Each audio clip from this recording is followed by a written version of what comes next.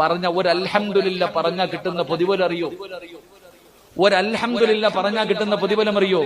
ഞാനൊരു പ്രതിഫലം പറഞ്ഞു തരാം, എന്നിട്ട് ദുആ ചെയ്യാം. അള്ളാഹു ഭാഗ്യം തരുമാറാകട്ടെ. മഹാനായ അബൂ തൽഹ റളിയല്ലാഹു തആല അൻഹു, അബൂ തൽഹ റളിയല്ലാഹു തആല അൻഹു തന്റെ പ്രിയപ്പെട്ട ഭാര്യ ഉമ്മു സുലൈം റളിയല്ലാഹു തആല അൻഹ രണ്ടുപേർക്കും അള്ളാഹു ഒരു മകനെ കൊടുത്തു. വലിയ ഇഷ്ടമാ. അബൂ തൽഹ റളിയല്ലാഹു തആല അൻഹുവിന് പൊന്നുമോനോട് വല്ലാത്ത സ്നേഹമാ. എവിടെ പോയാലും വാപ്പായി മോനും ഒരുമിച്ച് നടക്കും, അത്രയ്ക്കും സ്നേഹം. ഒരു ദിവസം ഒരു യാത്രയ്ക്ക് വേണ്ടി ഇറങ്ങുമ്പോ ഭാര്യയുടെ കയ്യിൽ പിടിച്ചു കൊടുത്തിട്ട് പറഞ്ഞു, എന്റെ പൊന്നുമോനെ നീ നല്ലതുപോലെ നോക്കിക്കൊള്ളണം, എന്റെ പൊന്നുമോനെ നീ നല്ലതുപോലെ നോക്കിക്കൊള്ളണം. ഭർത്താവ് ഇത് പറഞ്ഞിട്ടാ പോയെ. എന്റെ പ്രിയപ്പെട്ട സഹോദരങ്ങളെ, ദിവസങ്ങൾ കഴിഞ്ഞു, കുട്ടിക്ക് പനിയായി. എന്തു മരുന്ന് കഴിച്ചിട്ടും പനി മാറണില്ല, എന്തു മരുന്ന് കഴിച്ചിട്ടും പനി മാറണില്ല. പനി കൂടി കൂടി അവസാനം മരിച്ചു കുട്ടി. കുട്ടി എവിടെ നിന്ന് മരിച്ചു?